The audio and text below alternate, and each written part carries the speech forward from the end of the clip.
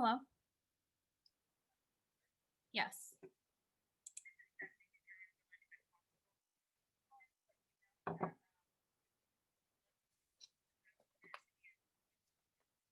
Okay. Great. All right. Thank you very much. You too. Bye.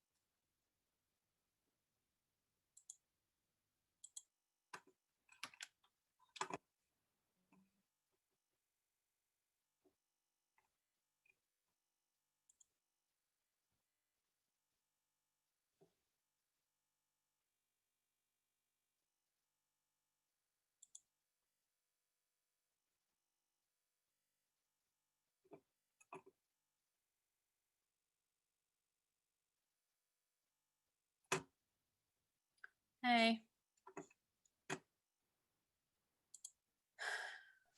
Ready Hello. for this? How's it going? It's going. I'm a little anxious about this meeting today. That's fair. I just want to get it done. I feel like it's going to be pure chaos, so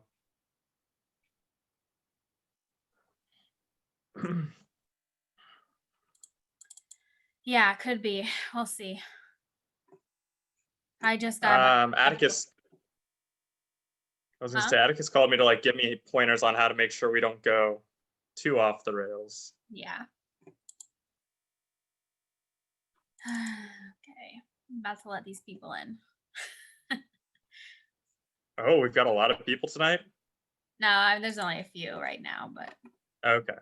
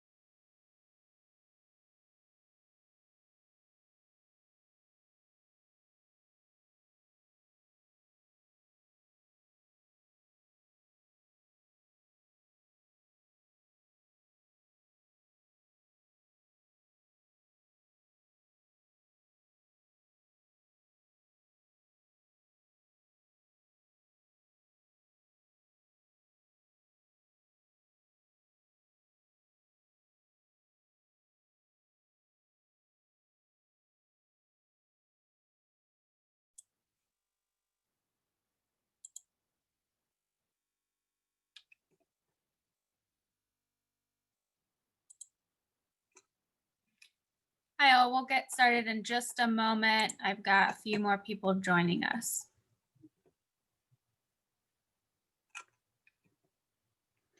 Hey Liz, it's Carla. It says time to talk. Can you be able to share his screen, please?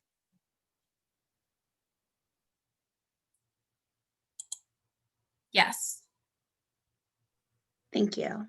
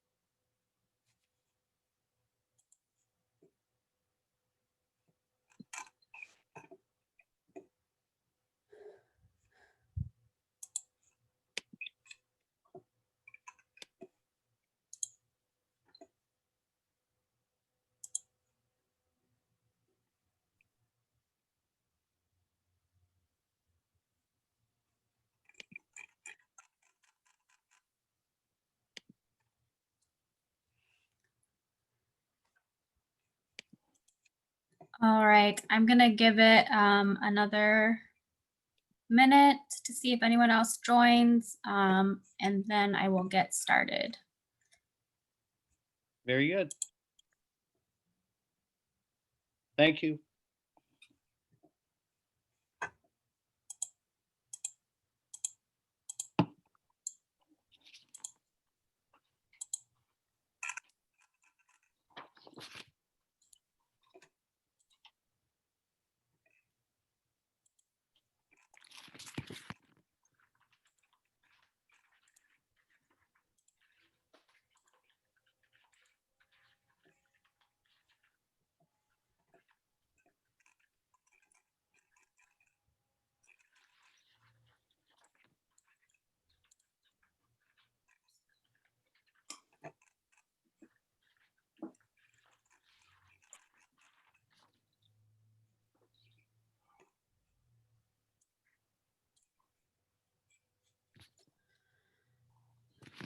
All right, I'm going to go ahead and get started. We have a jam-packed agenda for tonight. So welcome, everyone. I am Liz Norris, the Southern Orchards Civic Association president. This is our monthly meeting. Typically, we meet the first Tuesday of every month at 6 p.m. This month, due to the election, we are meeting 1 week, the second week of the month. And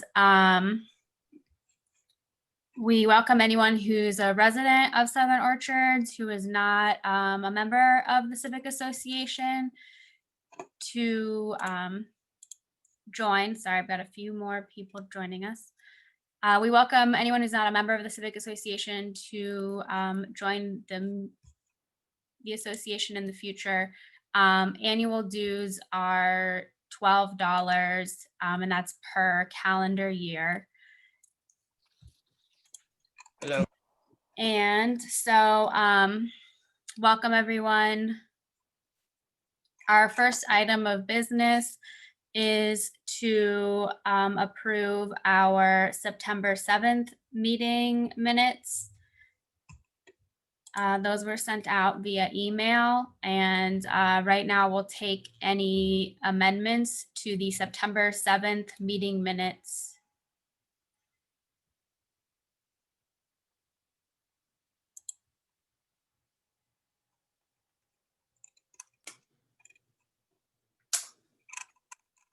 Liz, I make a motion to approve the September meeting minutes. I second. This is Donna. Okay, and this is Rachel Robinson. Before we vote, I would just like to confirm the members of Southern Orchards that are on right now. If you are a member that has paid your dues and I haven't listed you, please obviously let us know. Christian and Ashley Goodrich, Atticus Garden, Michael Judy, I believe, Liz Norris, Donna Hughes, Becca Kravitz, John Spake. Hold on. I believe that's it. If I have not said your name and you're a member, please let us know. Let me know. Rachel, I'm I just sent you an updated roster.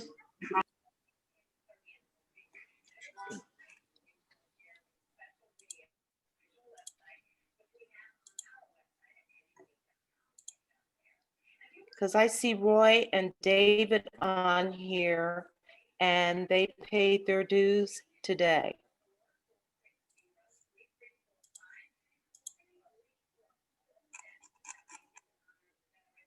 Roy and David, I apologize. Yes. Are there any other members online right now that I have not identified? Thank you. So for the motion, all in favor say, all members say aye. Who are, I, all who are opposed, say nay. And if there's any abstentions, abstain. thank you. Okay, motion pass. and Rachel, Yes, excuse me, I just noticed that Larissa West is on tonight, and she and her husband are both members. I received their dues Oh. today. great. Hi, Good Larissa. to- Sure if that had gotten to you yet or not. Yes, Hi, great. I'm glad to I hear got that. my mail about 5:30, so I got it. All right, perfect. All right, back to my mute. Thank you. All right. And then the other thing we wanted to mention is going forward, since we have the capabilities to record these meetings and have them be available to people who are interested in what is happening in our neighborhood and our civic association. Going forward, we've decided to record these meetings and put them on a YouTube channel that we have recently created. And I'm willing to hear any comments or on that now.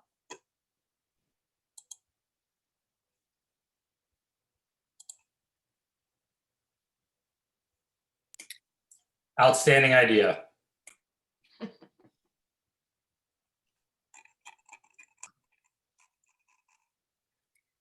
Okay, great. Then I'm going to pass it on to Christian Goodrich, our Planning and Development Committee Chair.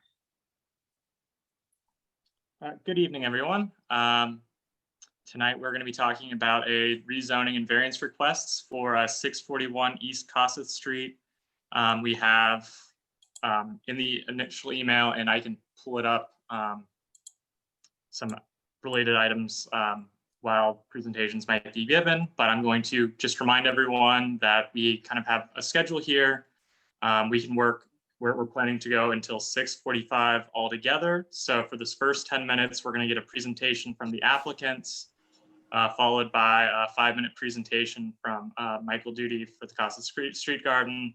We're going to give an additional minute for the applicants if there's any final notes that they want to say based on anything that Michael Duty has to say. And then moving from there, we will be moving to an open floor where there's question comments. We will be limiting your comments to 2 minutes per person. And we will be able to do those questions and comments from approximately 6:25, 6:26 until 6:45 p.m. So I just wanted to get all that out there before we get started, because there's a lot to cover. And I We want to make sure that everything is said, but we don't want to go overboard. We don't want to stay all night here. We're going to try to keep this because there are other presentations we have to get to tonight. And I'm looking forward to also getting to hear from Jordan and Carla about the Healthy Homes update here approximately at 6:50. But first, let's get started. Welcome Tracy, Julie, and Dawn to tell us about the zoning variances, rezoning, and the plans that you have for 641 East Kossuth Street. Can I share my screen? I think you should be able to. Okay.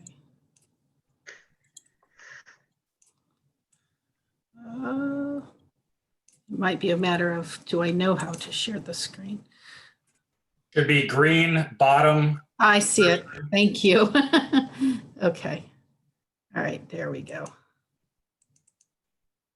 All right. Now, strenuous. Can everyone see my screen? Yes. Are we good? We're good. Okay, thank you. So this proposal, this was the old Salvation Army site. And we are proposing, it's basically, an empty lot. We're proposing 10 single-family residences with garages in the rear. Because currently this property is zoned C4. So C4 is pretty much your most lenient commercial zoning, which pretty much you can do any kind of commercial you want. We felt that the most appropriate thing for this property was single family, and also just felt like it fit the neighborhood. The size of the lots are match what's basically to the south of us, and the other basically the design pattern throughout the neighborhood. The intention is to do fairly traditional homes, to build 2 to 3 homes at a time. So over a course of a few years, so the projects will be phased. And also we are required, because of the residential, to rezone this property to R2F. The zoning actually variance, so we have the rezoning, which I think we need a recommendation on that. And then we also have the recommendation on the variances. The variances are pretty straightforward. They're typical, I find, in historic areas. The first variance is to allow for the lots to be 30.48 feet wide, whereas 50 feet is required. There are very few lots in this neighborhood that are 50 feet wide. In fact, what we're proposing is pretty typical for the neighborhood and was the original platted size of the lots before it became commercial. Also the same, we need a variance for lot area. Again, because these are suburban standards, the lots are smaller than would be permitted by code, but are typical in size to the neighborhood. And then the building setback line, that has to do with the setback off of Kossuth, because what we want to do is kind of match the development pattern in the rest of the neighborhood. I think Tracy, the owner, wanted to talk a little bit about the garden. Sure. We understand that the garden's been there for roughly 12 years, and it's been serving the community and doing a fantastic job in the area. We have talked to Michael Duty, who is the head caretaker of the garden, I believe. During the time when we had made the purchase of the property, we talked to Michael about telling him we were okay with him to continue the use of his garden there, and until we decided to move forward with any development there. And the only thing at the time was stated that he had to maintain the property grounds for him. There was no fee or anything at that time with him. Currently, we wanted to help him out with his situation, so we had wrote him a letter and told him that we would be willing to extend him a $5,000 donation towards his garden. And also, if he has to move off this property, which more likely will have to happen, we would help him move the dirt that's in his soil that he's using currently. We have talked to a owner of a lot nearby in the area at the corner of 17th and Forest. And that owner has stated that he would be willing to sell his lot if needed. Or any other, that's about all I can for this time towards that for regarding the garden.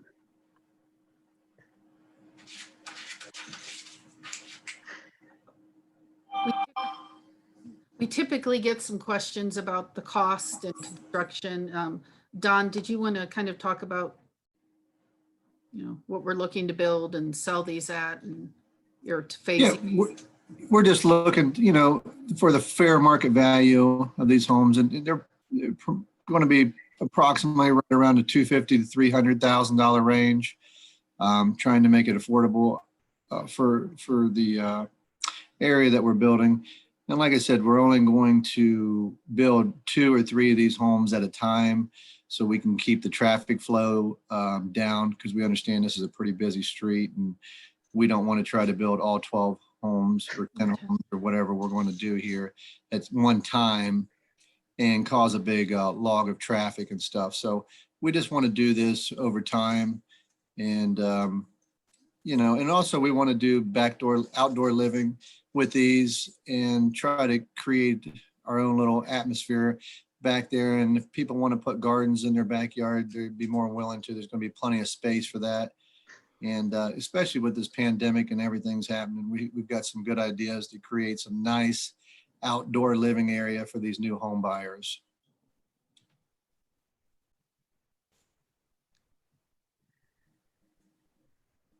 And, if Tracy was talking to me about the soil for this garden area, and I guess the soil is really, really good for growing certain types of vegetables. And when we dig basements, we're going to have tremendous amount of dirt. If anybody would want some of this soil, we would truck it to to a location. If somebody wants some of it, we'd be more than willing to give it up.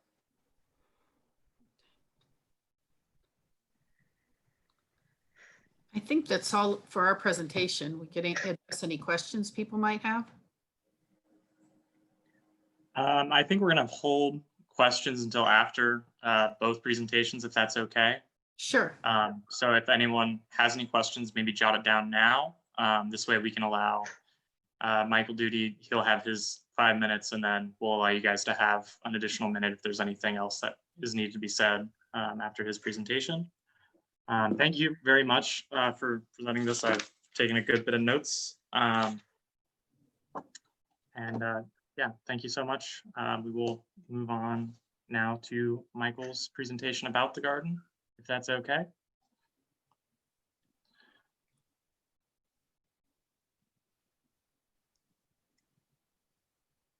Can we get the screen share off and Michael can start? Okay, are you ready? I'm hearing you. Thank you, Southern Orchards Civic Association, the members, and all those who will be watching later on this recorded event. Just a brief history of the Costas Street Garden. We started 12 years ago. We were part of the first revitalization of Earth Day in Columbus, which is now the largest in the United States, and we have national press to that effect. The first year's theme was start a community garden. The Salvation Army was kind enough to let us garden there, and we're appreciative of that. During that time, we've won awards. Our awards include 2 weeks ago, Franklin Park Conservatory's Neighborhood Improvement Garden of the Year. That's for Central Ohio, recognizing what we do for a neighborhood and our little commonwealth there that adjoins that garden. We are a social justice and education garden, remembering that this is an area that for a long time and still is the 3rd worst in the United States in Black infant mortality. That's awful. We brought nutrition classes along with places like Local Matters, our partners at Ohio State Ag Extension, Franklin Park Conservatory, our backers being the Columbus Foundation, United Way, and the Sierra Club and other organizations. We're a garden that has had events in it. It's a Commonwealth space. It increases the value of the homes around it greatly. There are studies that show that. One of our sponsors is the Columbus Realty Board. Every year they have given us money along with the others aforementioned, or that we're able to continue on our mission. We did take the offer up with our board. I have a board that includes children that are very much involved in our garden, and that we're an education garden. And we looked at the offer of $5,000. We appreciate that. We would like to keep, if we can, zone the garden in and keep the garden there. We did offer to buy the land. Tracy and his partners wrote me on Friday that they needed 100% every square inch of that land, and that they would not in any way sell that plot that would be about 90 feet by about 130 feet, which would be the imprint of 3 of the houses that are needed. I can see if there's a 30% pure profit on the homes, that would net the Tracy East Kossuth LTD and partners close to $1 million. Losing those 3 might bring them down to about $850 in profit. But our position is that the benefit to the neighborhood of a well-established, well-maintained garden that has the memorials of people like Amber Evans, who was a gardener with us, who died tragically, Emily Noble, fallen police and fire. We have memorials to those people in our garden. We also have the cremains of murder victims that worked in our garden. Our volunteers that have been with us for 12 years are in that garden as well. The Ohio History Connection and Columbus Landmarks is studying us as a historically significant part of Columbus history, and we may get a commendation on that. Along with that award that we got, speaking of commendations, from the Franklin Park Conservatory Growing to Green Neighborhood Impact, was a commendation from all city council members and all 3 county commissioners. They are well known, hopefully, as wanting to preserve and protect spaces that are green spaces.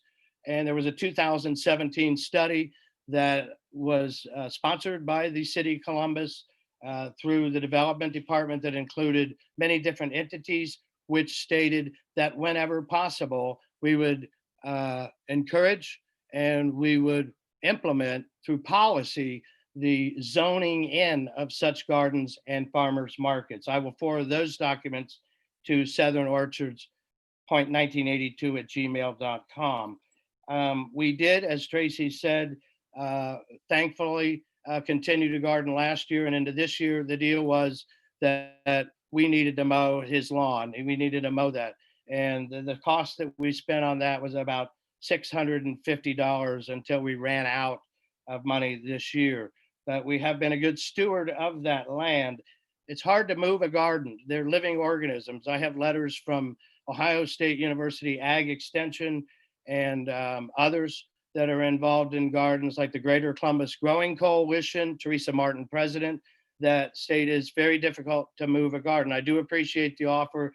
It's the first I have heard, Tracy, of the offer from 17th and Forest. I will look at that. I'm about out of time, but I ask that you also give consideration to the more than 400 people in our neighborhood that have volunteered at our garden, and some Thank you, Michael. have not been able to live here because they've been evicted. These are not affordable houses. Go ahead. Thank you. Thank you, Michael. Tracy, Juliet, yeah, do you guys have anything you want to say? Any rebuttals? I'll start. I mean, we certainly appreciate the community garden. When Salvation Army sold this to my client, he was told that there were no encumbrances and that the garden understood that they would have to relocate. He also made that clear when he first purchased the property to Michael at some point that he was going to have to relocate the garden. You know, this is not a big time developer that has deep pockets and can afford to donate 3 parcels. You know, we're just not in that situation. This is a man who lives in the neighborhood and, you know, has been working hard to get the money to develop this property because he really sees it as an asset to the neighborhood. And he simply financially cannot donate 3 of these parcels to the property for the garden. But like I said, we are helping to try to relocate. We feel like we have a good solution for relocating the ground itself and the soil. And I think that's, you know, while we sympathize, we were very clear from the initial purchase of this property that it was, the garden would have to be relocated and was a bit on borrowed time. You know, Tracy also is in partnership with another partner whose understanding is that they were going to build 10 houses, and that's part of the contract deal. So it would not be feasible either for them to do it. Tracy, do you have anything else to add?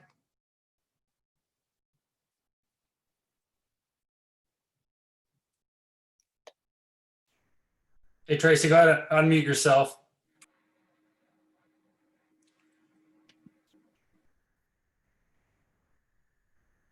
Okay, sorry. No, we just felt like this would be the best use for this plot here, knowing that it is zone commercial.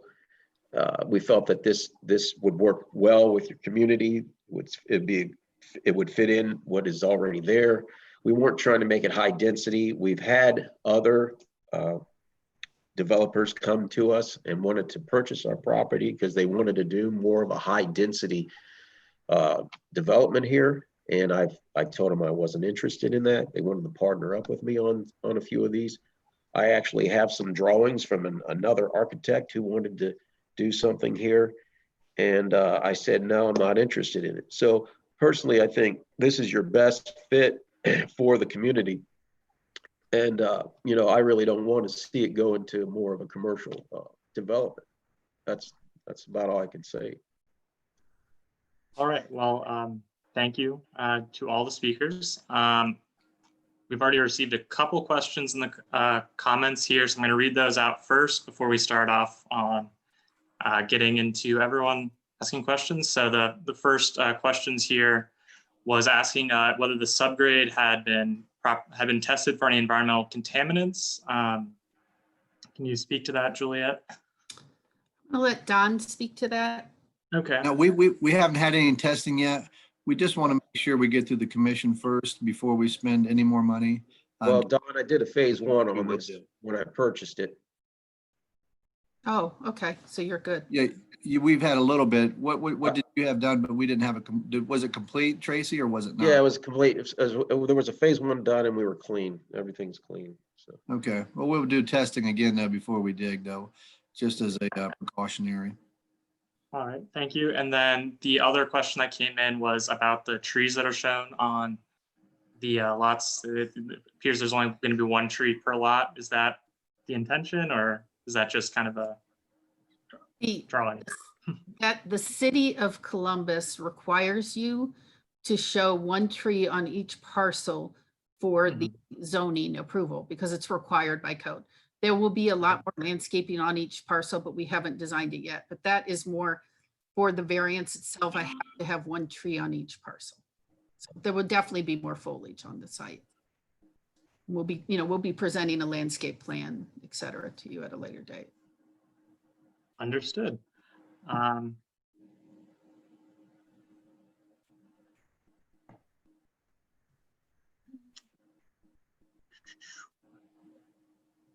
All right. It looks like there's another question here. Is Robert Weiler the partner? Was asked by Joe Motil. No, Diamond Construction is the Okay. Robert Yeah. Weiler is our realtor who is involved on it. I don't know if he's got any comments or not. Okay. Next question that I've received was asking if everyone was aware of a Columbus study on encouraging green space in urban areas. The report is called A Challenge to Cities, How Can We Incorporate Green Spaces? Donna, do you want to speak any further to this question? You can have 2 minutes to bring up. Yes. The whole idea behind the Casa Street Garden is to maintain green space in our communities. And I don't know if Tracy and Juliet have driven through other inner city neighborhoods that do have green space, such as Casa Street Gardens. So I was wondering if you were familiar with that study, which encourages green space and it's for community use, making it walkable so that it's within close proximity to the majority of the community. I am And- familiar with it, with this study. Okay. Actually, it's interesting because the city of planning wanted us to reduce the amount of green space we're presenting right now and do units facing both the alley and Casa. And we did not want to do that because we felt like this development provided quite a bit of green space. Well, it's not all public. There's certainly quite a bit of, green space for each residence. And these are fairly large lots, I think, for the neighborhood. So we were encouraged by what we were providing here, although it not be public entirely. It is, I think, going to be an asset to the neighborhood. Well, that's the upside of the Casa Street Garden, is that it is public. Yeah. And it provides that opportunity for our young people to learn how to grow and maintain green space. So, but thank you for your answer. All right, next question, Laura wanted to ask why the garden could be included in the landscaping of the lots. I would think it's because the lots are going to be privately owned, so we can't encumber the new ownership with that, but could you speak to that? That's correct. Because they'll be privately owned, we can't do that. And it just financially, my client cannot afford to donate 3 parcels. But certainly we can assist in finding a new location for the garden, but that's exactly it. Okay, Atticus, you have a comment or question? Yeah, and real quick, just to Joe. Joe, our meetings are open to the public, so during our speaking time, anyone is free to ask a question. Just so you know, Joe, if you want to jump in. Hi, everyone. My name is Atticus. I serve as the area commissioner with the City of Columbus Southside Area Commission. I represent District 2 or Southern Orchards. So good to see all of you. I just wanted to bring a little bit of clarity on a couple things that may be helpful. Obviously, we are free to ask any question we want, but I do want to help give a little bit of clarity as to the process and kind of where we move from here may kind of help you in understanding what questions to ask or at what point in this process when to ask those questions. To be clear, should there be a motion made and that motion seconded and we vote as a civic association on this development, that is not a legally binding vote. That vote will then move to the Southern or the Southside Area Commission Zoning Committee, who will do a site visit. Although right now during COVID, those look a little bit differently. Nevertheless, that committee will then hear a presentation from the applicant and will make an advisory vote. And then that will move to the Southside Area Commission, which will meet at the end of this month, the 4th Tuesday of this month. And ultimately the commission will take a vote. That also is only an advisory vote. It will ultimately be Columbus City Council that will choose to approve the rezoning of this lot or not, and or approve the variance requests of this lot. So just to kind of give everybody a little bit of insight into this process, what happens tonight will not be the end all be all as far as whether this is approved or not. And if it is not approved tonight, regardless, this will still go before the commission and then the commission will vote. Thank you. I just want to add, we also have to go before the Development Commission before we go to City Council. Is that because of the rezoning? Yes. Oh, got it. Right. Sorry, I missed that. Thank you. Extra step there. Hi, everybody. Is it okay to speak? Yep. Go ahead, Joe. Great. Hi, my name's Joe Motil. I'm a good friend of Mike's, and I've visited the garden several times. I'm a lifelong resident of Columbus. I'm a former University Area Commissioner, zoning chair, and also former vice chairman of the Columbus Historic Resources Commission and other different organizations and such. But first, I just wanted to say that I really applaud the applicants for their sensitivity of proposing single-family homes rather than non-conforming out-of-scale, high-density apartment units, as was stated. But I wish to speak primarily on behalf of the community in the working out a deal between the applicant and keeping the Casa Street Garden that's been part of the neighborhood for 12 years. And one of the main goals of the City of Columbus's 2015 Green Community Plan was to engage the community where sustainability is part of the culture. And that we should really encourage these kind of efforts, and by governments and businesses and the general public, that adopt kind of environmental stewardship and sustainability community engagement policies, which is what the garden does. And community gardens such as Casa Street, they provide such principles by not only providing health benefits, such as we all know, including improved access to food, nutrition, increased physical activity, improved mental health, but community gardens are also seen to promote social health and community cohesion.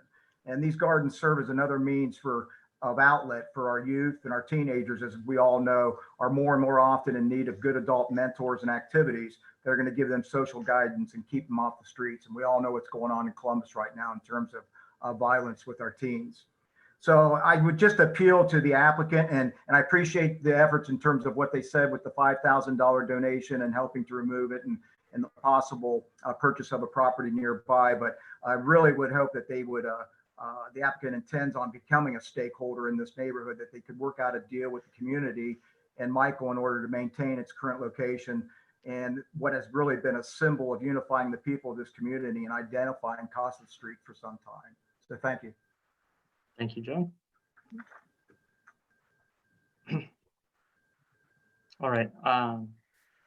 Looks like we have one more, another question from Roy and David. Do you want to say it out loud, or do you want me to read it for you? You gotta read it. All right. Their question is, have you looked into the 2 vacant parcels on Stanley, and there's another vacant lot on Whittier? Since the Casa Street Garden currently has 3 parcels, this might remedy not having to move garden. So I guess just a question about these other 3 parcels that are nearby.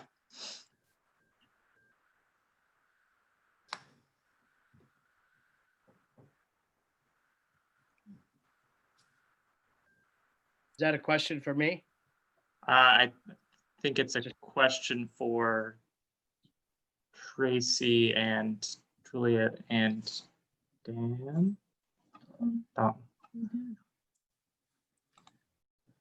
Say we have not looked into those parcels, but. Okay. I do have, I haven't typed a question, but when. Yeah, you can have 2 minutes to ask any question or make any comments. Go ahead. Okay. First of all, Juliet said that Tracy lives in the neighborhood. His home address on the zoning application is 622 East Casa Street. That's the vacant lot. That might need to be corrected, Tracy. You don't live there. The other is that I was interested that the city development department said, quote, reduce your green space. Can you send that quote to us, Juliet? And include.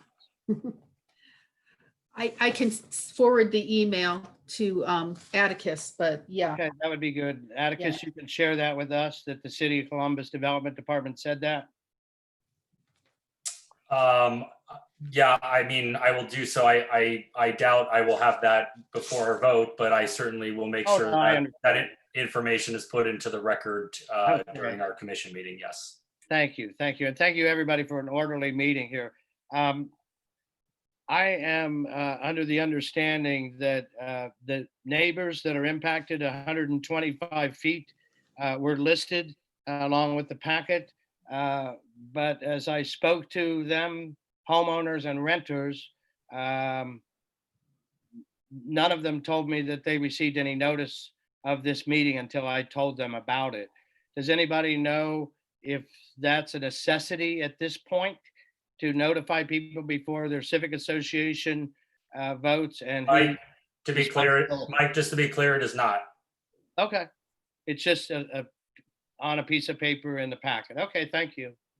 The packet that you're referring to is just a notification that there will be a development. It is no association with a civic association meeting or presentation. Oh, but my question is, does the developer in Columbus, City of Columbus, not have to notify the people individually that are in 125 feet? They Maybe Joe knows they that. will- They'll notify them for the city council, but they're not required to notify for the neighborhood meetings. Okay, It's the responsibility apparently of the neighborhood commission, I guess, if they want to. They Well, won't with our- ask that question before. I'm not sure our neighborhood commission was knowledgeable of that. I wasn't knowledgeable of it. Yeah. Thank you, Michael. Laura, yes, the meeting of the project, as was just explained by Juliet, the notifications are going to go out before it goes to council, the city council, not our neighborhood. Our meeting, yeah, please sign up for the Southern Orchards Civic Association to get updates on our meetings. We do meet the first Tuesday of every month, unless we vote that month for other elections, in which case it's the second Tuesday. So please, Laura, we look forward to seeing you at other meetings. And there's one, where's the question? Tom, it appears you have a question. Do you want to bring it up, or do you want me to read it for you?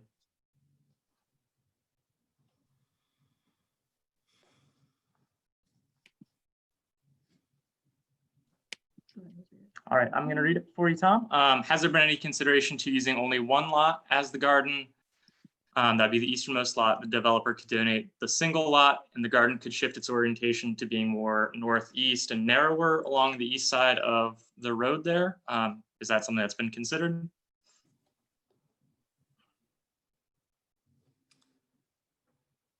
Yes, I can speak that it was. Tracy had sent in the email on Friday that they needed 100% of that lot. So any attempt to buy any part of that lot by us failed. Okay. Is that correct, Tracy?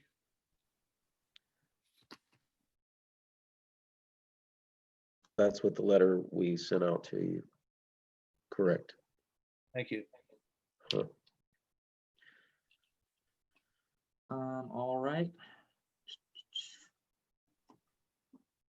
Does anyone else have any other questions, comments, concerns? We have time, it appears, for about one more person to speak.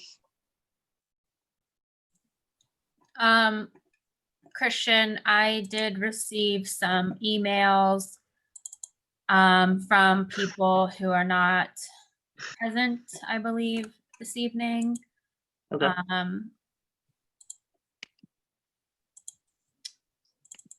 I guess I can read those off. Please. All righty. All right. I apologize if I mispronounce any names. We have Danisha Johnson says, hello, my name is Danisha Johnson and I reside at 686 East Cawthis Street, Columbus, Ohio, 43206. I'm writing this letter in hopes that my opinion is considered in regards to the Cawthis Street Garden. My daughter, Diania, is the little librarian and assist Mr. Duty in some upkeep of the garden. That area is very important to my family, including my aunt who resides at 682 East Cawthis Street. The Cawthis Street Garden has a lot of sentimental value due to the fact that we have several family members whose cremations are in that garden, including my mother's, my cousins, and a close family friend, as well as flowers are planted in their honor. I know that I don't have a vote because I'm not a paying member, but as stated above, I hope that my opinion on this matter is considered. Thank you for your time. Nice.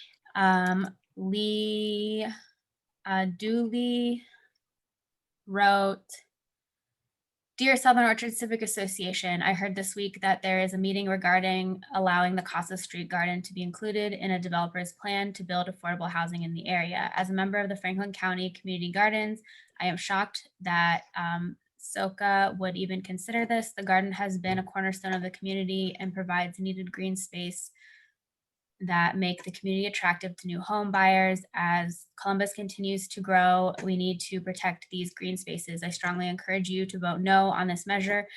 It is critical to keep the components of the community as we also help build up the community. Selling that land reflects poorly on SOCA and Columbus City Council.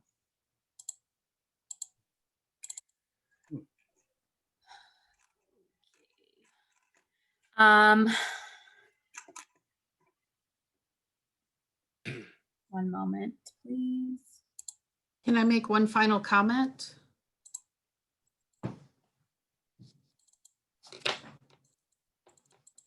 I have a few more, sorry. Oh, okay. And then- Sorry, I thought you were done. I apologize, I'm waiting for one to load. Oh, okay. Okay, Catherine Pearsall says, to whom it may concern, please zone in the Casa Street Garden. The Casa Street Garden is a long-standing and safe community gathering place for Southern Orchards. It is one of the few places children in the neighborhood can play and learn. It is one of the reasons I decided to purchase a house on Kossuth. It would be a detriment to the Southern Orchards community to lose this garden. Thank you. Gabriel Kondo wrote, Liz, I have concerns Michael and Casa Street Garden will be left out of the planning and discussions. The neighborhood and city council should plan to either allow the garden to continue where it is via zoning or place the garden going forward. In my opinion, community brings stability, which delivers value. Kara Stringer wrote,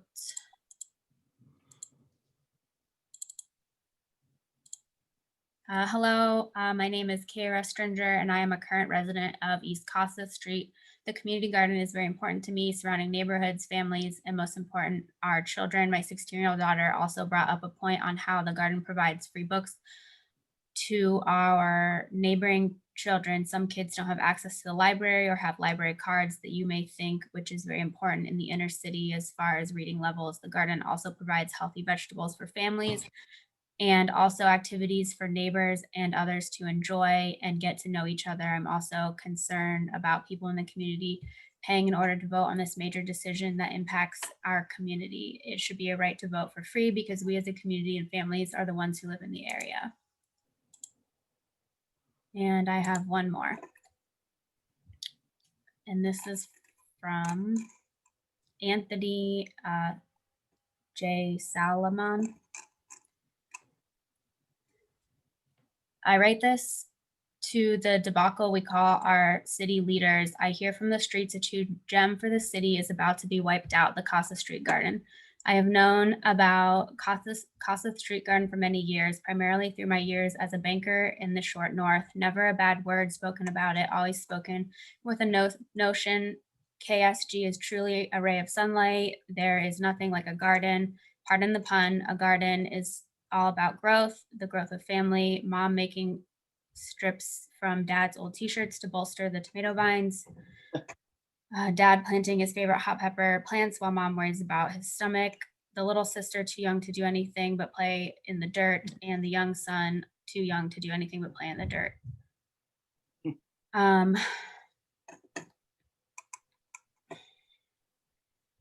Guilty, this was my past way back in the mid-60s as a retiree, and for many years prior, I enjoyed creating a garden, not for other reason than to remember those days of my past youth, which brings me to the Casa Street Garden. I now have had the pleasure of tilling the soil for several of the gardeners. Again, this letter is about growth. There is the growth I learned about many wonderful foods out there other than tomatoes and hot peppers. Therefore, I've personally spent way too much in making my garden much more creative. It's a good thing. There is the growth of watching people meeting new people. I believe that transcends into a word called neighbors. From there, multiple neighbors blossom into something called a neighborhood. That's a real good thing. And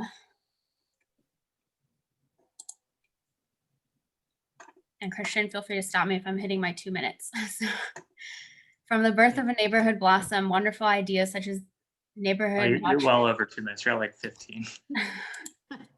Okay, I apologize. This is very long, so I will finish there, and I will put a link in the chat where anyone can view the entire statement. And the other statements will also be available on that link. And I will move forward then. Those are all of the statements that I received. Thank you, Liz. Thank you, SOCA members and listeners. Appreciate your time. Thank you. If I could make one statement. Yep, please. So, unfortunately, there really isn't a scenario proposed where the garden will stay. We're proposing, my client is either going to go forward with 10 residential units, or, he'll have to, if we can't develop the 10 units, he will do the commercial development, which doesn't require rezoning or any variances. It's always tough when a community is using a parcel and they start to feel like it's their own, but, this is not public property, it's private property. And, the garden was told up front at some point it was going to have to be relocated. And while we understand the community history and can certainly sympathize, like I said, it's just not within the parameters and the budget of this project to maintain the garden. So, we could either, ask for your support of these 10 residential units and the relocation of the garden, or, my client has said if he can't do this, we're going to look at a commercial development in the existing zoning, which unfortunately doesn't come before this group at all because there would not be variances. So I do feel that this is the best use of the property. I'm hoping we can support it and work with you to find a location for the garden that you own that can be there for many years to come. May I have a minute rebuttal?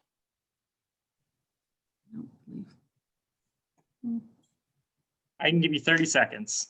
That's all I 'Cause need. we're already over by 7 minutes now. Gotcha. Okay. I just want to address one thing, and we will be sending more things into the Southside Area Commission to address some of these things that we've talked about. But to state that the developer is on a shoestring budget and your partner is the Robert Weiler Company, that's a multi-million-dollar company that you're partnering with. It's hard to say that you have short pockets when you're aligned with such one of the largest development firms in the state of Ohio. That's all. Thank you. Robert Weiler is not a partner. He is just the realtor. All right. Who are the partners? Well, you can tell us later. We did speak to that already, who the partners were. All right. Thank you, everyone. Moving forward, we have the opportunity. If I can pull back up my screen here. There is a rezoning application that we need to speak to, as well as the variances that were brought up in the presentation. The rezoning is to rezone the parcel, which is currently C4, down to Christian. Hey, Christian. Yeah. I know we're over. I'm sorry. I hate to play this card. If I could just say something real quick, I think it's just important to say to folks who are voting. I want to be clear about a couple things again before you vote. When the Columbus Southside Area Commission goes to vote, what we will be voting on is the rezoning and the variances, the individual variances. We are required and legally bound to vote merely based off of the legality of the rezoning and the variance requests. So certainly you are free to vote any way you would like. One thing that I would like for everybody who is considering how to vote on this is to vote based off of the proposal that's at hand, which are the variance requests and the rezoning.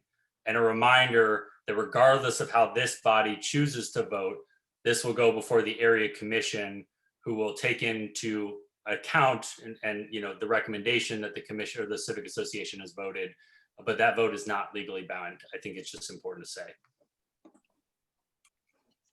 All right. Back to it. First thing is rezoning the parcel from a C4 down to an R4, R2F, sorry, I miswrote. So I would be zoning it down from the heavy commercial use down to the residential 2F, which is the same zoning as all the adjoining parcels. So I will make the motion to vote for the rezoning request. Christian, I second. It's Atticus. All right.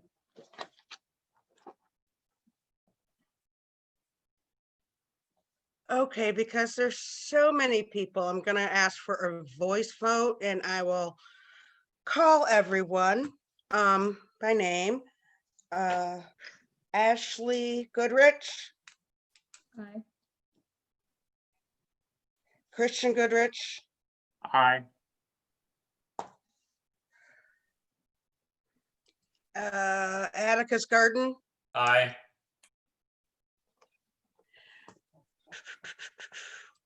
Michael Duty, Nay. Larissa West,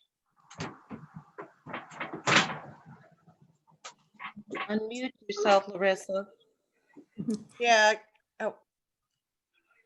oh, did you say aye? I'm reading your lips. We can't hear you. If you want yes, blink twice. There we go. Is that better? There you go. Sorry, Yeah, I voted aye. aye. Okay, and Liz Norris? Rachel, per our bylaws, I abstain Oh, right, in the event of a tie. right. Tana Hughes, Nay.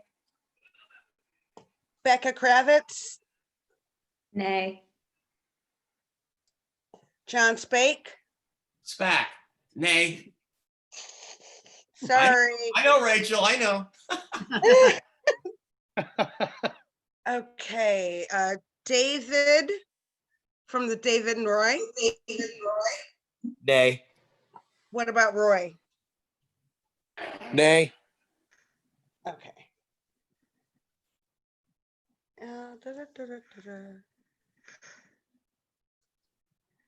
And I believe, hold on. I believe that is all members. If there's a member whose name I haven't called, please let me know. All right. So we have 1, 2, 3, 4. 4 yes. Oh, wait, I didn't vote. For me, that is an aye, yes. So we have 1, 2, 3, 4, 5 yeses. Favor, 1, 2, 3, 4, 5, 6 no's. So that is not approved. Sorry, Liz, you don't get to vote.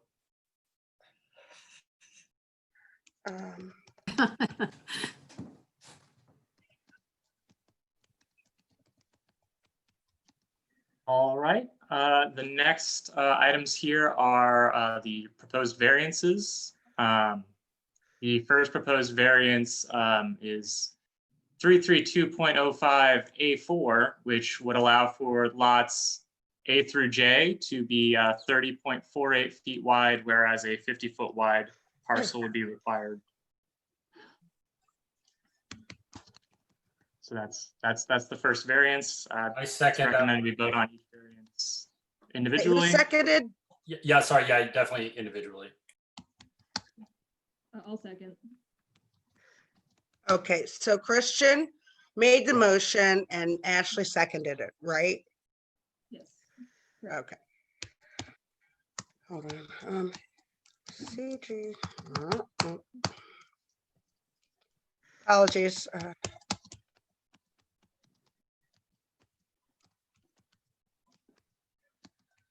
All right, so again, I will do me first. I will vote yes. Ashley Goodrich, Aye. Christian Goodrich, Aye. Atticus Garden, Aye. Michael Duty, Nay. Larissa West, Aye. Donna Hughes, Nay. Becca Kravitz, Nay. and John Spack. Nay. David, Aye. Roy. Aye. All right, so for the variances, we have 6 yeses and 1, 2, 3, 4 noes. Motion passes. All right, the second proposed variance here is 3332.14. This is a district requirement in a single family dwelling or other principal building. It has to be situated on a lot no less than 6,000 square feet in area, whereas the proposed lots A, B, C, D, E, F, G, H, and I are 3,810 square feet, and lot J would be 4,001 square feet. So this is just being able to have parcels that are smaller than the 6,000 square foot requirement per an R2. Anyone want a second? Second. Second. Who was that?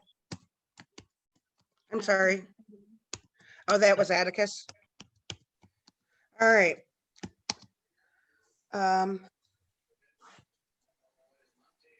I'm voting aye. Ashley Goodrich,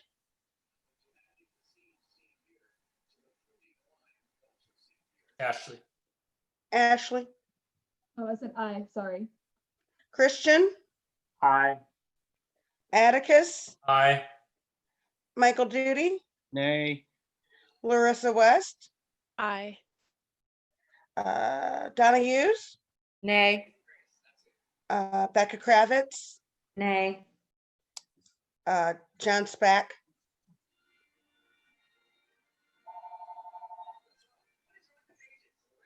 John? John had to leave the meeting. He wrote me privately. Okay. David,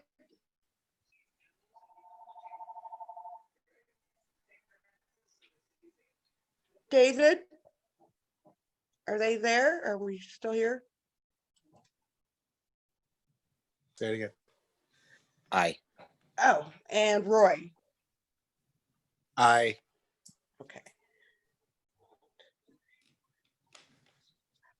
7 ayes and 3 nays. All right, last variance we have to go through here tonight. It is 3332.21. This is about building setback lines. Whereas the front building setback from East Kossuth would be required to be 25 feet, lot A and J would have a proposed setback from Kossuth of 19.18 feet. Lots B and I would have a proposed setback from Kossuth of 17 feet. C, D, E, F, G, and H would have a proposed setback of 15 feet. And the proposed setback from Ann Street required to be 25 feet, whereas proposed setback would only be 3.85 feet for the main residence and of lot A and 4.44 feet for the accessory building garage.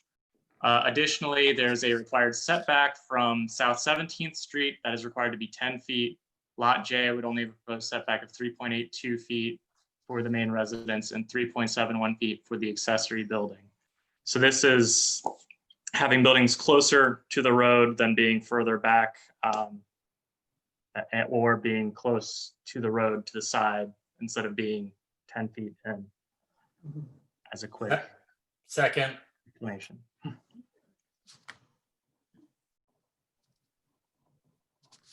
Who was the second? Me, Atticus. Okay. All right.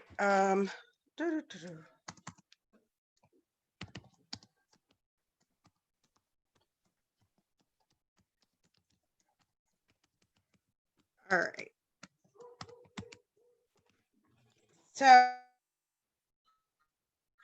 I'm voting in favor, aye. Ashley Goodrich, Aye.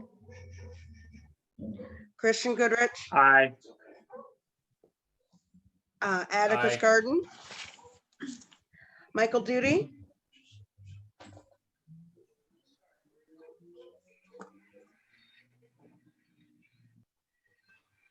Michael Duty, Mike, unmute yourself.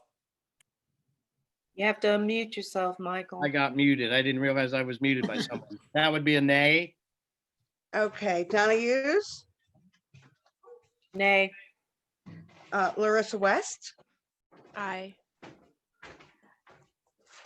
Becca Kravitz, Nay.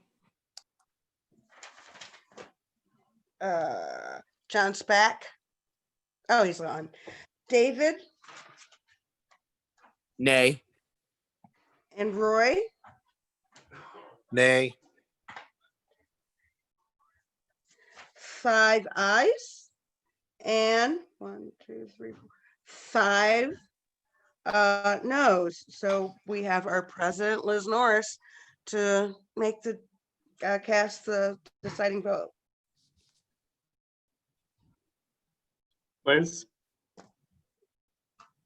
Liz. Liz Norris,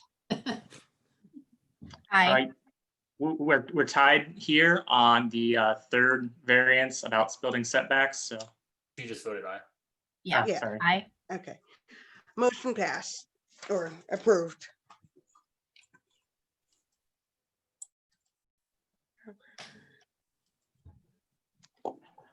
All right, that is everything that we have here. I appreciate everyone keeping to time as much as possible, and I appreciate the lively discussion.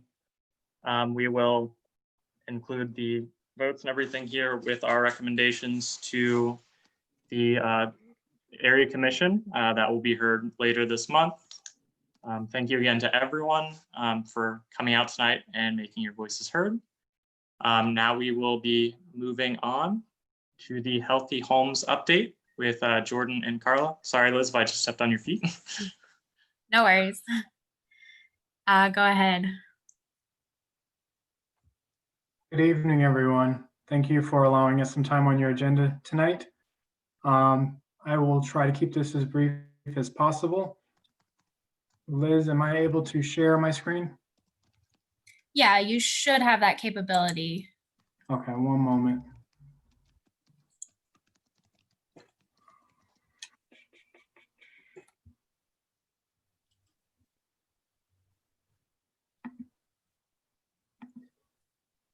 Are you able to see? Yes. Yes. Okay, great. So just wanted to come before the Civic tonight briefly to discuss some projects that we are actively exploring in the Southern Orchards boundaries. All of these properties would be owned by Healthy Rental Homes Portfolio 6. And forgive us, we're going a little out of order. Typically we come before we go to the area commission, but we are pressed for time, and so we are going a little bit in reverse. But the first address in question is 856 Gilbert Street. This is at the corner of Gilbert and Forest. All of the units I'll be presenting tonight will be an expansion of our affordable rental initiative. And so the elevation on the right-hand side of your screen is representative of the house that we would like to construct there. It's I'll provide some stats on the actual house and the floor plan, et cetera, in just a few moments. The second address is 973 Gilbert, which is close to the intersection of Stanley. And the last one is at 783 Heil. The first two addresses are properties that are currently owned by the city or county land bank. However, 783 Heil is owned by Healthy Homes at present. And so just a few stats on what we intend to do. All three of these projects, as I said, are an expansion of our affordable rental initiative. They would all be modular in design, 3 beds, 1.5 baths apiece, about 1,259 square feet, 2 off-street parking spaces. We have not yet finalized our construction budgets, but we're projecting the rents to fall somewhere between $775 a month and $950, depending on what our total development costs are and how much equity we assign to each of the addresses. But the total development cost is projected to be around $215 per house. And the pictures on your screen there kind of represent the modular process. And once it's all assembled and the porches are on, the houses blend quite nicely into the neighborhood. And so if there are any questions, I'd be happy to entertain them. I just want to note that these 3 properties are part of a larger portfolio that consists of a total of 15 units that will be scattered throughout the 43206 geography. And 43205, I apologize.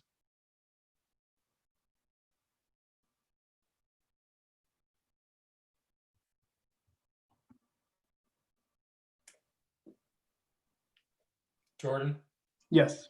So just to be clear on a couple things, because we've got, I think, some new members here. None of the, obviously you're coming before us on, just to give us a heads up, but none of these will be coming before us for a vote for any variances, correct? Correct. These are all appropriately zoned at present. And so we're really for the people who are new to the Civic, we made a commitment to come before all of the civics in the geography within which we operate to kind of keep everyone apprised of what Healthy Homes is doing, keep the neighborhood aware of how our development has expanded. And so we don't need any variances tonight. This is Carla. I would just like to note that we are seeking a letter of community engagement from the group, just to make sure that you all know that we have shared this portfolio updates with you. Thank you, Carla. The other purpose is that we are working with the Department of Development with the city. And as Carla mentioned, we do need to provide evidence that we went before the relevant civics and area commissions prior to breaking ground. Jordan, my name is Donna Hughes and I live in a Healthy Homes. And so it is my understanding that these will be rentals and not owner purchase. That's correct. These 3 projects this evening would all be an expansion of our rental initiative. Is there a reason why they're not being determined as owner occupied? Absolutely. We have seen a rapid appreciation of housing prices in the neighborhood, and we recognize that everyone who would like to live on the south side is not poised to purchase. And so in an effort to keep the neighborhood mixed income and accessible to people of a variety of income levels, we very intentionally decided to move into the affordable rental space. Thank you. My pleasure. Yeah, Jordan, just expand on that. I know we cut in a little bit to your time. And I know I've got a little, maybe a little more insight into some of this. So I know you guys work with both owner occupied and rentals. Could you just talk a little bit, again, I suppose just expanding on, you talked about the land bank. These are part of the rental portion of Healthy Homes, obviously. But you will also be continuing to move forward with owner occupied, ownership as far as Healthy Homes. Could you just talk, because I just think this is really cool. Could you talk a little bit about the new process with the partnership between the land bank? Like just real quick, kind of give a synopsis as to how that works. 'Cause I think it's fascinating. I think other folks would be curious and interested to hear a little bit about it. Absolutely, Atticus. So home ownership has always been a cornerstone of the Healthy Homes initiative, and it was one of the things that we focused on most heavily when we started approximately 12 years ago. At that time, vacancy rates in the neighborhood were really high, and we know that we needed people with a real stake in the community to help stabilize things. So we did home ownership. In addition to that, we provided and continue to provide home repair grants to existing homeowners who have repair concerns. most recently in 2017, we moved into the rental space as a result, as I said, of the neighborhood appreciating faster than anyone could have predicted. In the last year and a half, 2 years, we have partnered with the Central Ohio Community Land Trust. And for those who aren't familiar, the Land Trust was established by the Central Ohio Community Land Bank, the Franklin County Land Bank.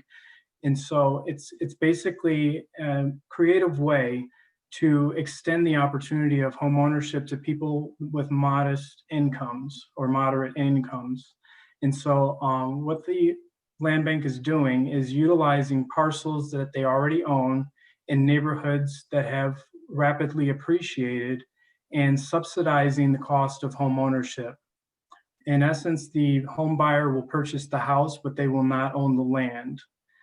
We have partnered with the Land Trust to develop some of these houses, and we are in discussions with them and looking at potentially doing some additional homes in 2021. To date, we have done well over 110 units of home ownership in the 43206 geography. Awesome, thanks.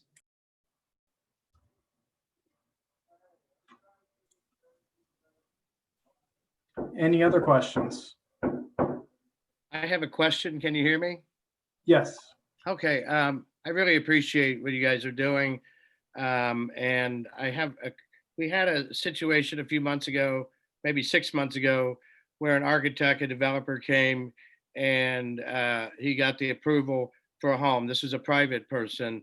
But when questions were asked, Donna Hughes and I were skeptical. And eventually he got his approval with a positive vote. But unfortunately, the homes were made out of metal, which are now rusting. But he had the approval. There wasn't much of a discussion. Will these homes be also very similarly vinyl sided, just like the other ones, and they won't be metal faced? Correct. We have never done any corrugated metal homes, and these will be vinyl, like every other structure. Not every other structure, but the majority of the structures in the neighborhood. Unfortunately, we aren't able to do brick based on budget constraints. But these houses are modular. As I said, they're produced in Dayton, and they're actually a much higher quality product than anything we could stick build on these lots. Excellent. Thank you. My pleasure.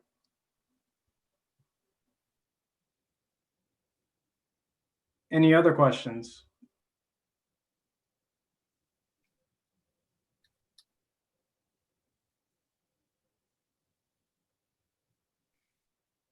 Nope. All right. Well, thank you all for your time. I really appreciate it. And as Carla mentioned, if we could get a letter of acknowledgement for having come before you this evening, we'd appreciate that as well. Good luck. Thank you. Thank you very much. Thank you. Thank you.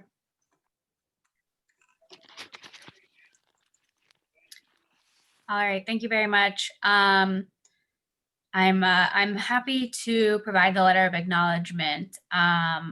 Rachel, being our secretary, do you want us to just vote on that, or?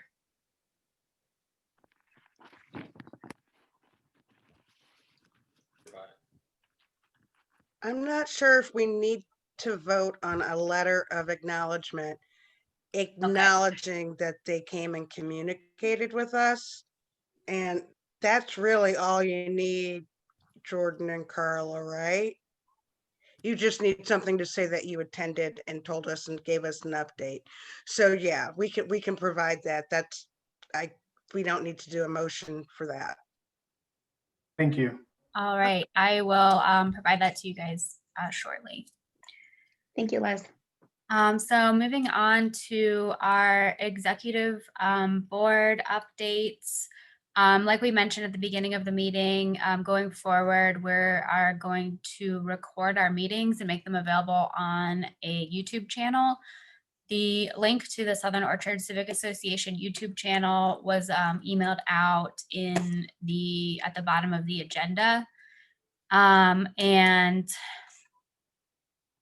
I'll provide that in the meeting chat before the end of this meeting as well. Our 2021 planning meeting was previously scheduled for December 5th.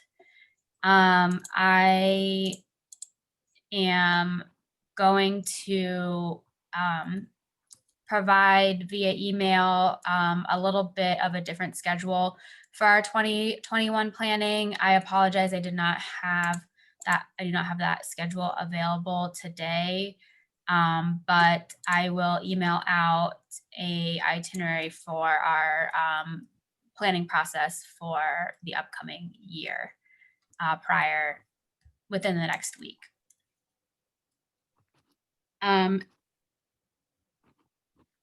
And part of that will also include a survey that I'll be sending out about, how we have done things in the Civic Association for the past year. So I encourage you all to look out for that in your email and to complete that survey as well. Donna, do you want to give a financial update?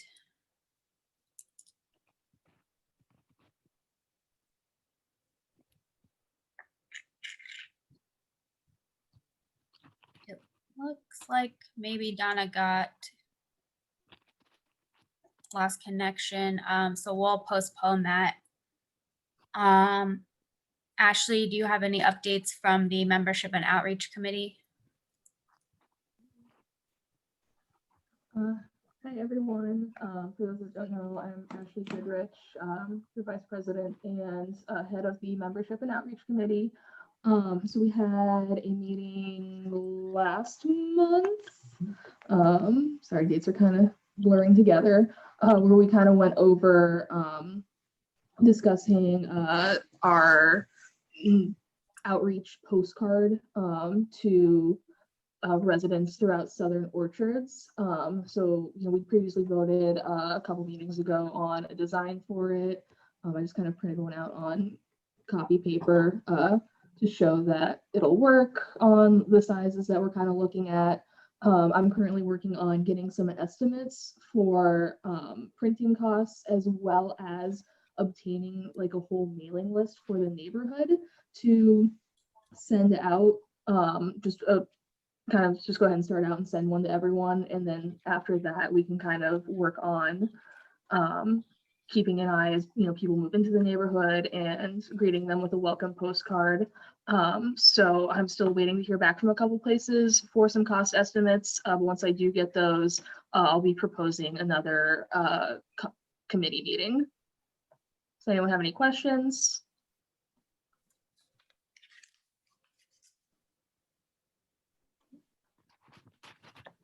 All right, but it looks like Donna got back in if we want to circle back to her. I apologize. I hate when my laptop runs out of juice. Oh, no. So I will keep this brief. Our October report shows a balance of $2,360.96 in our checking and $299.25 in our savings. That reflects $12 in membership dues, a $350 donation from Representative Erica Crawley, and a $1,000 donation from Children's Hospital. I did receive, since that report, dues in the amount of $48, which have not yet been deposited, but will be reflected in the November report. And also, I did mail $150 to one of our National Night Out for Safety and Liberation presenters, and the board had voted on honorariums to those, to those presenters as for their presentations they did during that day. That's the end of my report. And I want to make a public apology, since Becca's the only one on here, regarding the audit committee, because I was waiting for money to come in and money to go out. I had said I was going to have an audit committee meeting in October. Because there's still some fluctuation going on in our budget, I'm going to request that that audit occur at the end of the year so we can look at the full year. Smart move. That's the end of my report.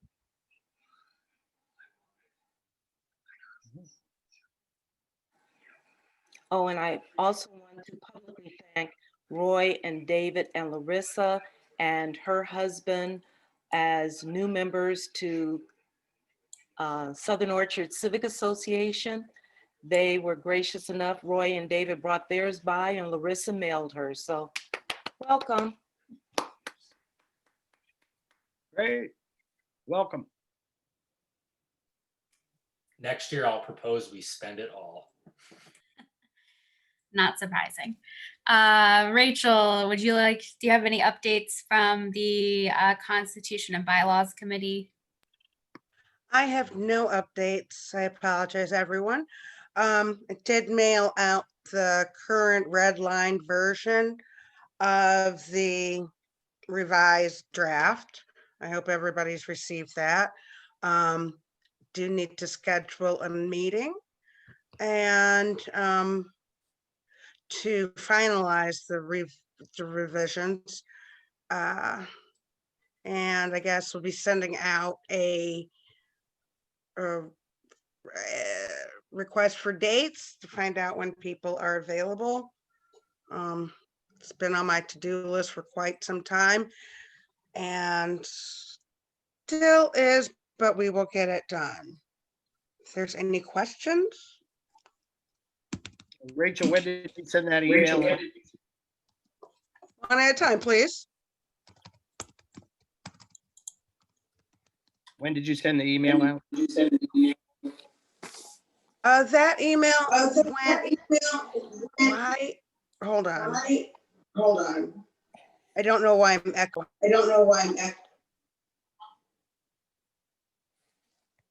Am I echoing still? Yes, I'm here. Can Okay. you hear me? Oh, that email went out probably a month and a half ago, I believe. Prior to our last meeting, it was attached to the announcement with the agenda. Oh, I didn't realize we had more. We finished in March. I thought that we had agreed that was it. I must be No. wrong. Yeah, We that was more just the unfinished first business? draft. Well, we had met a few times by then, a couple times. Right, we met once and revised half of it. And then we met a second time and revised the end of it. And then COVID Right. hit. And now we're here today. For the new members, would you mind sending that to the new members as well? Rachel, you're muted. Yeah, I will. Sorry, Rachel. I will send that out shortly, along with some of the other updates about the upcoming planning. Liz, while you're doing that, since we've got 11 total members now, can you just send out anything, including the Constitution? I can look at that as well. But just to put everything together, that would be helpful to us all.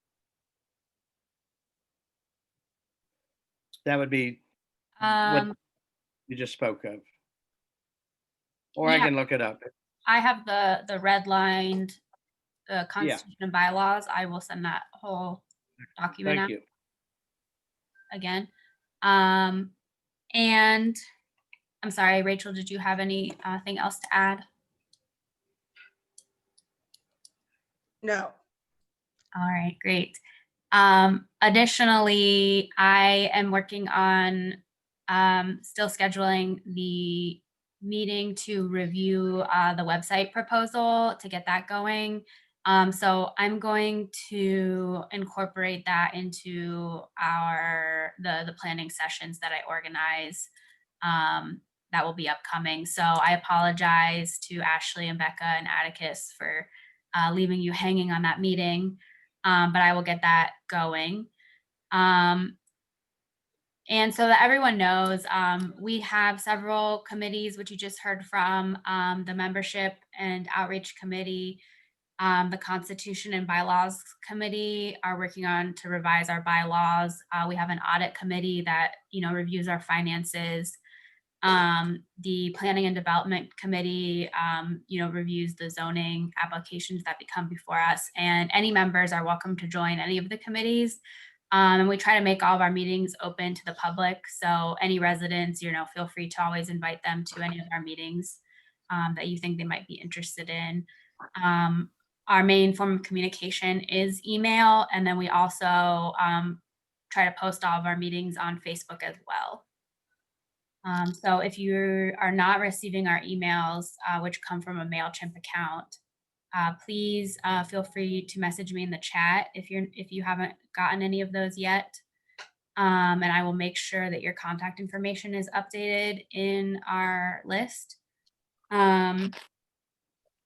The last committee, I apologize, I didn't mention, is the nomination committee. And each year that's kind of a short-term committee that collects nominations for our leadership positions. And our leadership positions include the Southern Orchards president, Civic Association president, vice president, secretary, and treasurer. And our elections happen in May. I had spoke to our executive board at our last meeting about this. I have, come January, I will have been serving as the president for 3 years. And this upcoming election, I do not plan to run to serve as the president any longer. It's been a really, really great privilege to serve, and I will continue to serve the Civic Association in other roles. But I am looking for someone who would be interested, or multiple people who would be interested in running for the position. Additionally, Christian Ashley, I don't know if you wanted to chime in as well about your positions. Sure, we'll go ahead and chime in as well. Christian and I have made the decision to look into moving within the next calendar year. So that won't be happening until probably mid to late 2021. However, I will not be seeking re-election as your vice president come next year. So I would also be looking for someone to fill that role for me, and Christian will obviously be looking for someone to take over as the chair of the zoning committee. It's a political appointment, so just got to know the right people, I guess. But I do actually have a background in engineering, so that's kind of why they tapped me for this role. He got voluntold. To be clear, though, right, Christian's role is not a necessary role in. It's not considered a part of the executive board, correct, Liz? Yes, that's correct. But all of our roles are voluntary, and I strongly encourage anyone who is interested to reach out to us for more information or attend our monthly executive board planning meetings. And does anyone have any questions right now or additional comments for this portion of the meeting? I do. Can I be recognized? Sure. Hello? Okay. Thank you all three for your service.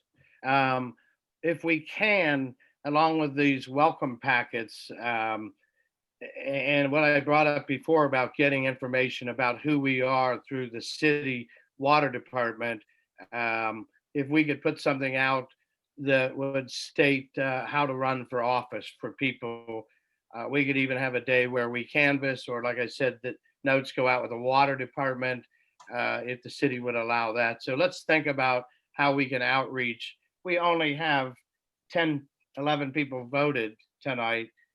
We need to obviously get more people out. I know we've all tried outreach, but I think we need to get a hold of the city and see what how they can help us out a little bit. And maybe also through the schools, we can send notes that would go to the parents in our area. It's always been hard, And it's always hard to get people to step up. But again, I appreciate your service to our community. You did it for not one thin dime. So that's the spirit of the Casa Street Garden as well. People over profit from ComFest. We live it every day. Just a thought. Thanks, Michael. Yep. So I'll turn it over to Atticus Garden. Hi, everyone. Good to see y'all again, particularly for those who are joining us for the first time. Thanks so much for being here. As I always say, your presence is important. So grateful you've joined us. I know some of you are just getting your feet wet. So I hope in the months to come that you will join and get active in some of the work that the Civic Association is doing in our wonderful community. But I serve as your area commissioner with the Southside Area Commission. Is there anybody, I'll just do this because I think it's a lot easier. Is there anybody who's unfamiliar with what a commission is or what the role of a commissioner is who would like me to take, and I promise I really will take 60 seconds to explain, who would like me just to give any clarification? If not, I'll just move on. Atticus? Okay, yep, two people are speaking. Hold on, what's up? I'm sorry. I'd like you to give the 2-minute explanation of what the commission is, please. Sure. So just so you're aware, kind of essentially the way it works is you have in Columbus, you have civic associations, which have no affiliation with the city, but are recognized, at least in the city of Columbus. So there are recognized civic associations as well as recognized block watches. Sometimes they're the same, sometimes they're independent. Then the next level is area commissions. And area commissioners are elected and they are sworn in. So they are considered an elected official and they're sworn in by a city attorney and they have to abide by, various code of ethics and such. And so they're volunteers in the city of Columbus and they very much are the neighborhood voice. So because we have an entirely at-large city council, meaning we have no district-based representation like many other cities do, many years ago, commissions were chartered in. And so we have districts within our boundaries. For instance, on the Southside Area Commission, we're essentially everything from Livingston down to the train tracks, to the south, to the west, essentially the river, and to the east, essentially Livingston Avenue, and then it kind of cuts around. So it's a pretty large area.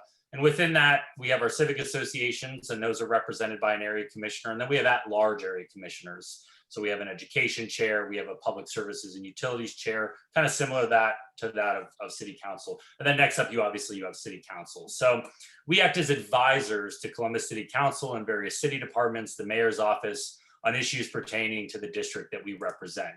With that being said, there are no votes that we take as a commission that are legally binding. All of our votes are only advisory votes. Ultimately, city council or the mayor or county commissioners in the end have their final say. So we may give recommendations on budgetary decisions, legislation. Obviously, mostly what we do, at least is voting on variance and development.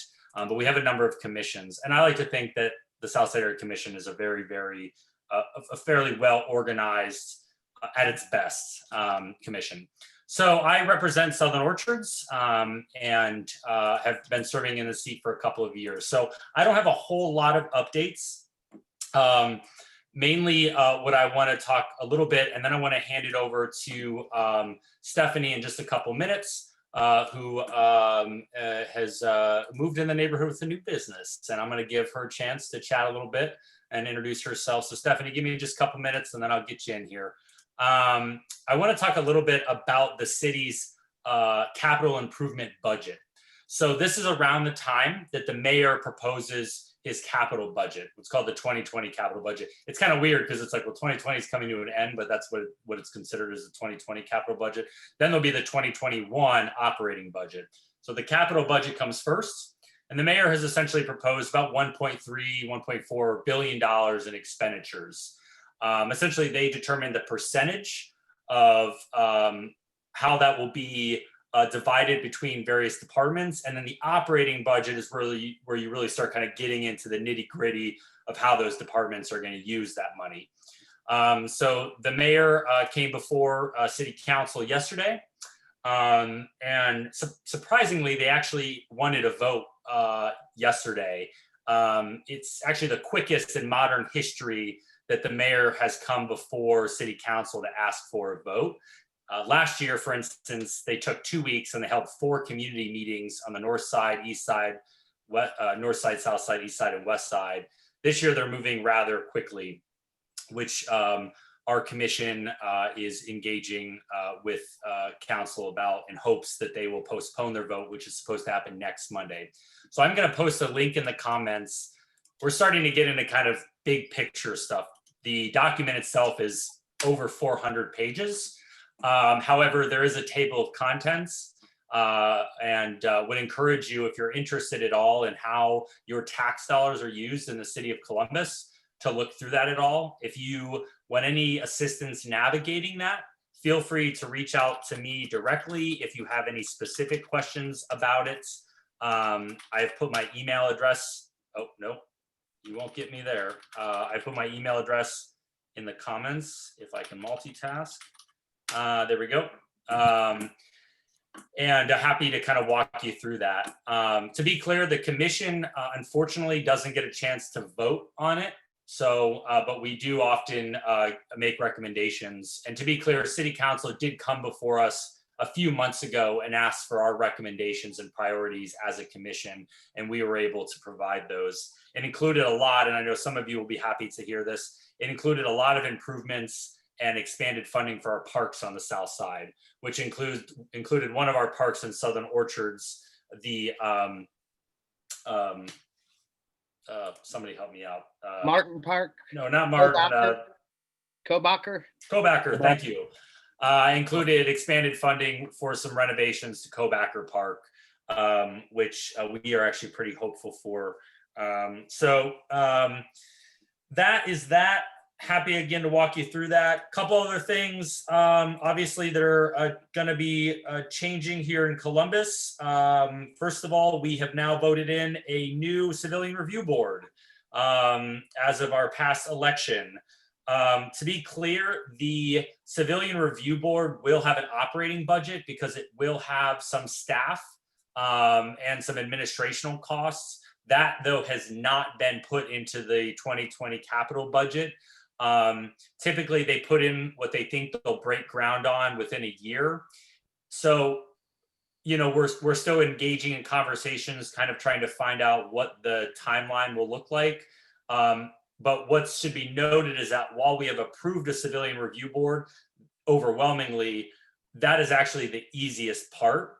Now the negotiations really begin with the FOP, which is the Fraternal Order of Police, who is the union that represents police here in Columbus. And so the negotiations need to occur. And so a lot of the details of the Civilian Review Board have still not been worked out. We also have, as you may have seen, the issue 1 proposed electric service aggregation program. Essentially, we're able to negotiate and get cheaper deals on electricity and you know, utilities. So that's very exciting. Would encourage you, if you haven't yet, to look up some information about that. But essentially, it gives us powers to negotiate and bring costs down. And then we have a new tax levy, issue 24 for ADAMH. And that's awesome because it's going to fund millions of dollars into programs that help, particularly around like drug treatments, rehabilitation, and a number of other issues. So those are all very exciting. If you ever have any questions, comments, concerns, please reach out to me at my email, which I have below. We meet the 4th Tuesday of every month virtually.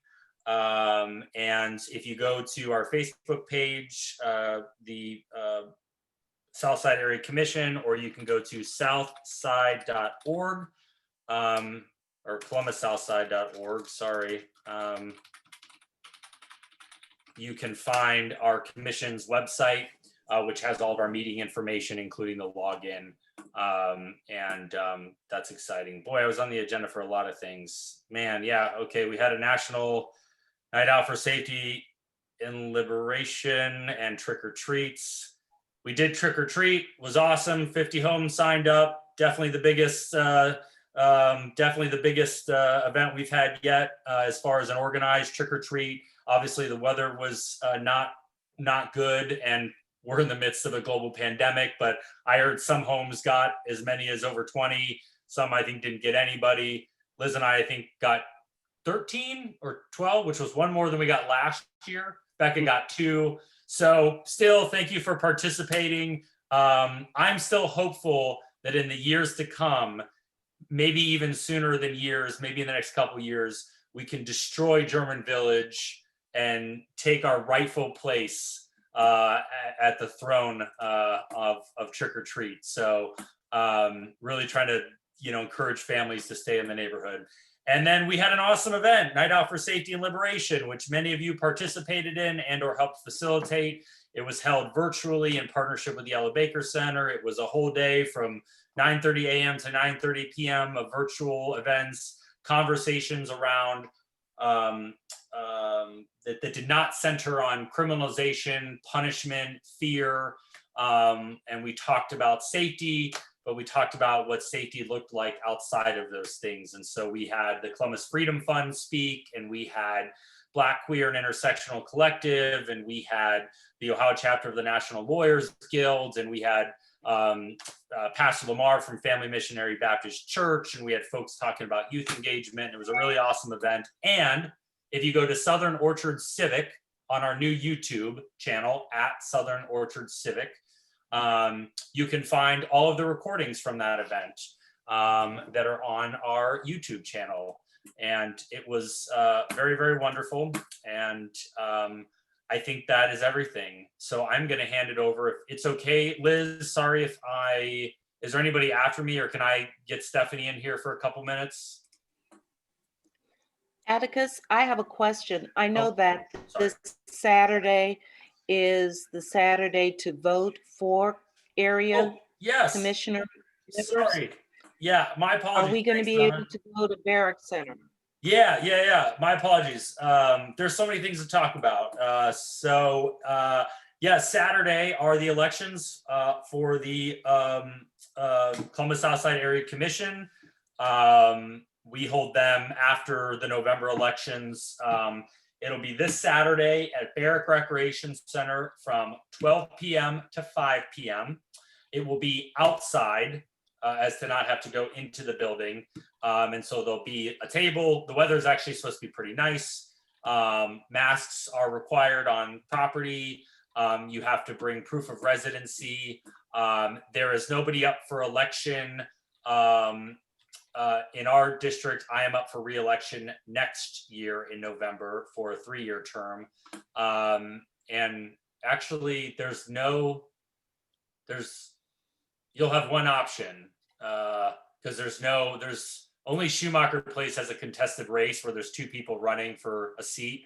So you can go and vote for the existing at-large commissioners, which is Business at-large, Curtis Davis. And actually, that's it. That's all you'll be able to vote for. So definitely encourage you to go check it out. But nothing particularly exciting happening within our district. I have said it repeatedly, I think, over the last year, and I'll say it again. I also do not intend to run for re-election next November. With that being said, I will do it if I don't agree with your policies. So if you're running and I don't think what you're interested in doing would be best for our neighborhood, I'll probably run against you. With that being said, I encourage anybody to run, but I don't intend to run for re-election. So if you have questions, don't think of me as like your competition or your enemy. I'm happy to answer any questions about what an area commissioner does and how much time out of your week it takes and what the role entails, and would be happy to walk you through that if that might be something you're interested in doing. If you enjoy politics, if you enjoy civic engagement, if you kind of are looking to get your toes wet a little bit, this is a really great role for that because it is pretty accessible. You can kind of give it as much as you want, but at minimum, it's a meeting once a month. And that's actually all that it entails, at least on paper. But a good area commissioner obviously, spends more time engaging with folks in their neighborhood and things of that nature. So any other questions? If not, I'll hand it over to Stephanie.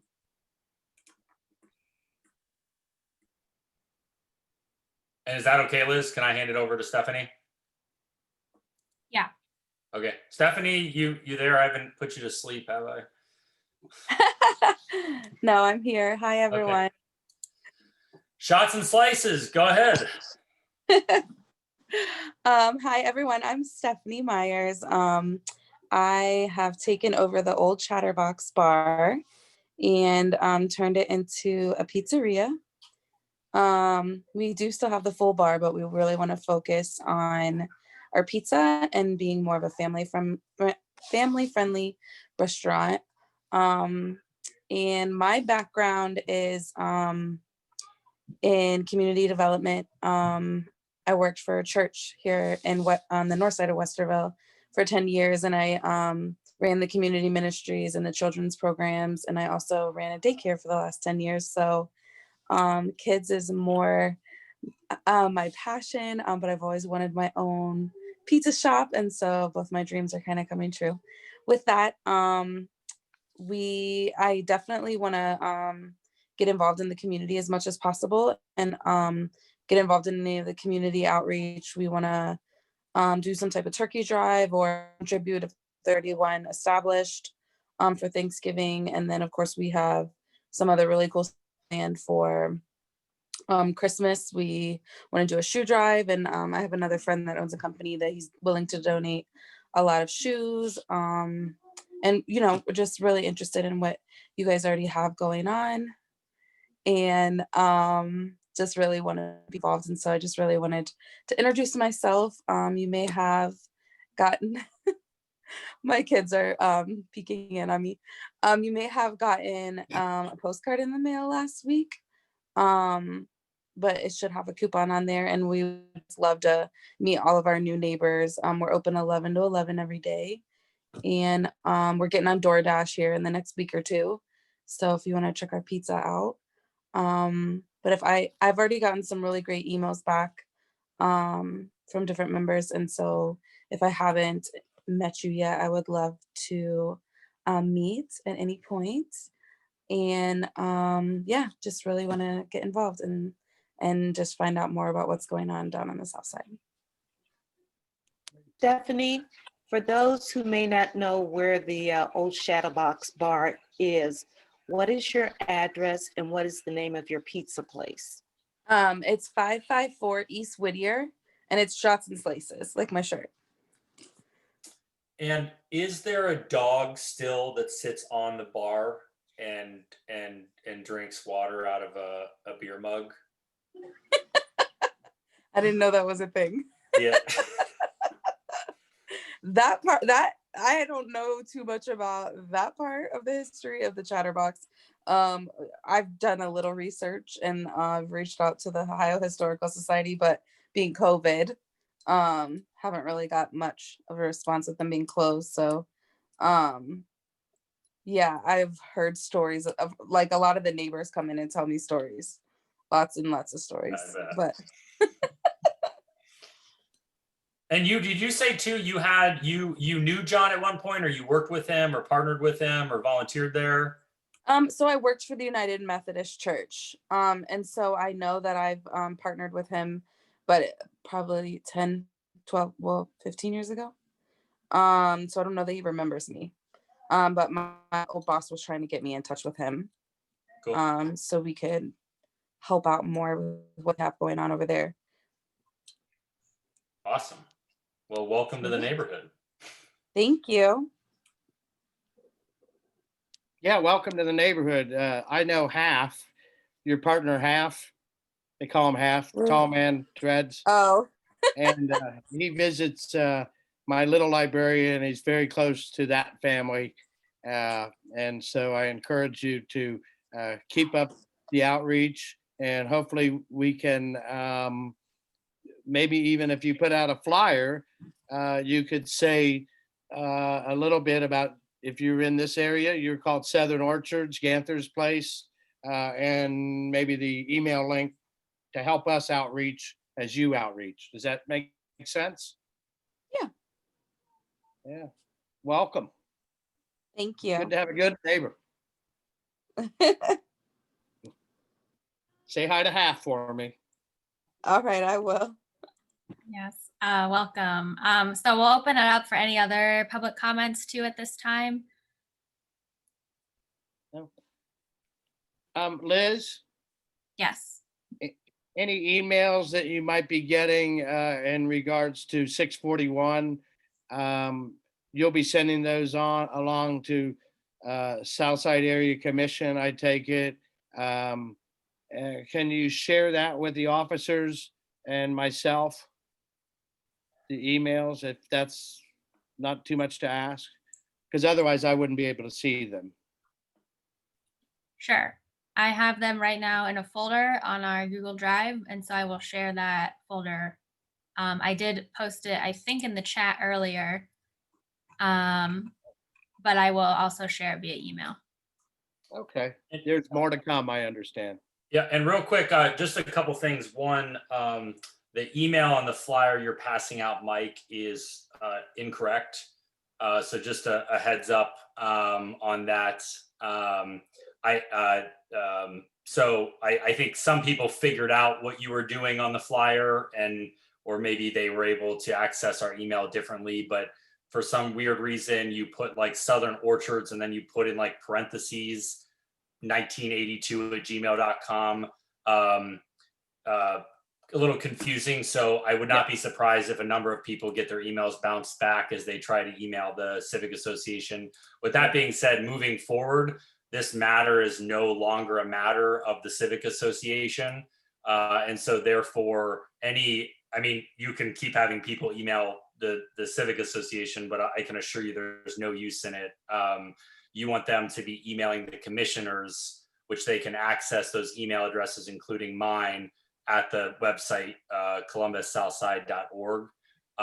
There is no use, I want to make it clear, that people continue emailing the Civic Association. It will do no good in your cause to engage with those who will be making this decision. So I would really encourage you to push people to begin reaching out to the commissioners and city council, which is the recommendation that I have been giving the last month.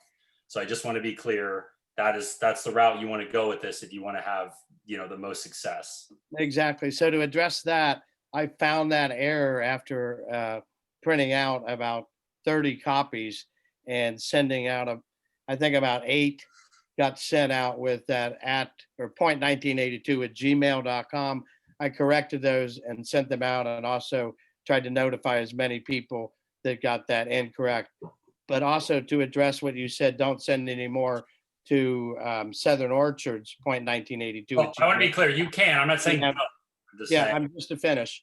If you look at that, we have the dates that people would be sending to. So now we're past 11/10, and I think it's pretty clear. People understood as I talked to them that their next step is, as we say, to go to Southside Area Commission. You, Curtis Davis, are on there, and also then to City Council. So that's already been addressed. Thank you. Yeah, absolutely. I just want to make sure, Yep. Obviously I want to, Already covered. Great. Are Thank there you. any other public comments? Anything that anyone wants to share? Nope. Good meeting. Thank you. All right. Hearing no public comments, I will just let you all know our next Civic Association meeting will be Tuesday, December 1st at 6 p.m. The Zoom link you use to access this meeting will be the same Zoom link for that meeting as well, and the same meeting ID if you are accessing via phone. And we will also be having our executive board / planning meeting on Sunday, 11/29 at 10 a.m. And again, the same Zoom link you use to access this meeting will also get you into that meeting as well. All right, so Meeting adjourned. Thank you very much, everyone. Second it. Thank you. I move that you. the meeting be adjourned. Everybody take care. Second, and thank you.